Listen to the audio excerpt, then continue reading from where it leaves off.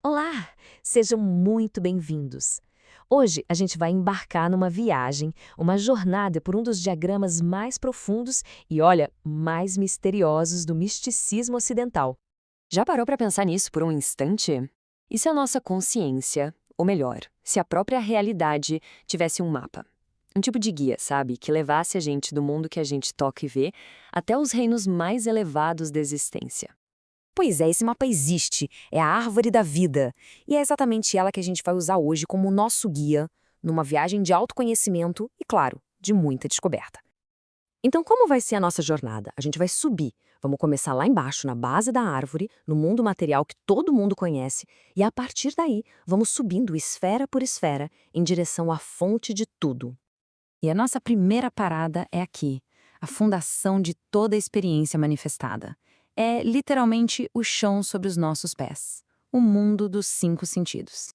Essa é Malkuth, a 10ª esfera, também conhecida como Reino. Ela representa a Terra, a completude do número 10 e a sua palavra-chave é discriminação. Mas calma aí, não é discriminação no sentido de preconceito de jeito nenhum. Aqui, discriminação é a capacidade de ver a singularidade em cada coisinha. Pensa assim, imagina sobrevoar a Amazônia e ter a clareza de que cada folha, no meio de milhões, é absolutamente única. Essa, essa é a beleza de Malkuth. Sabe, não é um castigo estar aqui no plano físico. É um prêmio. É a chance de sentir o gosto, o cheiro, de ver a criação em sua glória máxima. E a imagem mágica dessa esfera ilustra isso de um jeito brilhante. Uma princesa presa numa torre. Essa princesa, ela simboliza o nosso eu interior, sabe? Trancado por crenças que nos limitam, que nos cristalizam, esperando que uma parte de nós mesmos venha e a resgate, que a liberte para experienciar o mundo de verdade plenamente. Então, qual é a grande lição aqui? O ponto central é a coerência. O trabalho a ser feito em Malkuth é alinhar 4 coisas: o que a gente acredita, o que a gente pensa, o que a gente sente e o que a gente faz. Quando essas 4 áreas entram em harmonia, a gente consegue manifestar a nossa verdadeira essência no mundo. Ok, agora a gente começa a subir na árvore. Vamos deixar o reino físico para trás por um momento e entrar no mundo interior. Pensa nisso como a base invisível por trás de tudo que é material. É o reino da mente, da emoção, da intuição. Logo acima de Malkuth, a gente encontra Jesud, o fundamento. Ela está associada à Lua, ao número 9 do iniciado, e essa esfera rege o plano astral e a nossa intuição. É como se fosse o grande depósito de imagens do nosso inconsciente. Gesod nos permite ver, sabe, o mecanismo por trás do universo. É como entender que, quando se aperta o interruptor, a luz acende por causa dos fios na parede, não por mágica.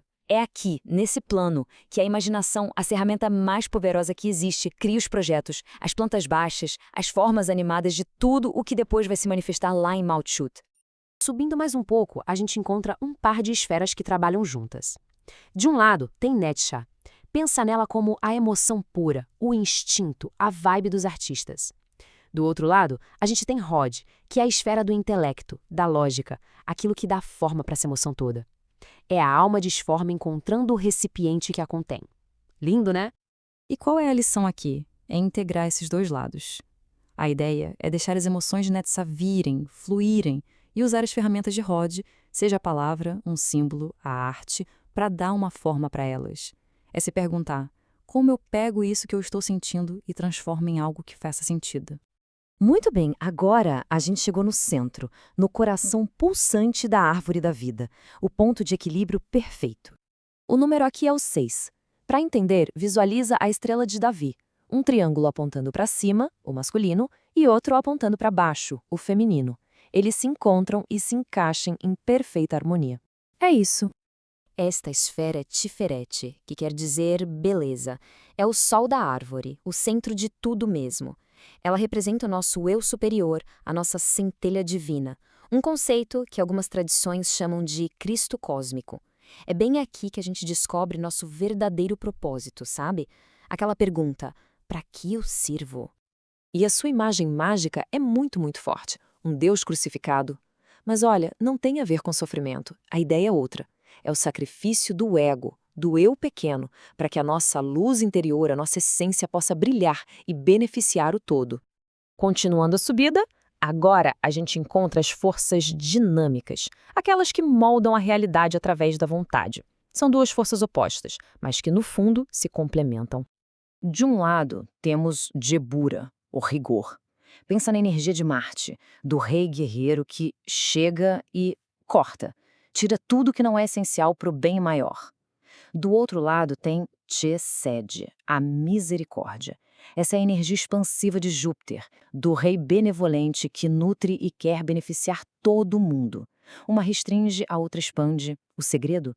O equilíbrio entre as duas é fundamental. E chegamos ao topo da árvore, ao nível mais abstrato de todos, a fonte de onde absolutamente tudo emana. Este aqui é o triângulo supernal, a fonte de tudo. Tenta imaginar o processo. É mais ou menos assim. Tudo começa em Keter, a coroa, como pura potencialidade, uma semente de tudo o que pode vir a ser. Daí, essa semente explode em Chokmah, a sabedoria, como um estímulo caótico, uma força masculina poderosa, de energia pura.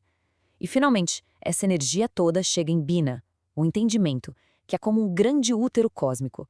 Bina recebe esse estímulo, dá uma forma para ele, e aí começa o processo de criação que vai descendo por toda a árvore. Tem uma citação do Caibalion, um texto hermético, que resume essa dinâmica de forma perfeita. Os lábios da sabedoria estão fechados, exceto aos ouvidos do entendimento. O que isso quer dizer? Que a energia criativa pura de Chokmah precisa da estrutura receptiva de Bina para poder se expressar, para se tornar algo real no universo. Uma simplesmente não funciona sem a outra. E assim, a gente completa essa nossa rápida, mas intensa, viagem pela árvore da vida, um verdadeiro mapa da consciência. A questão final que fica no ar é para reflexão mesmo. Agora com o mapa em mãos, qual parte da própria vida, da própria árvore interior, desperta aquele chamado para ser explorada?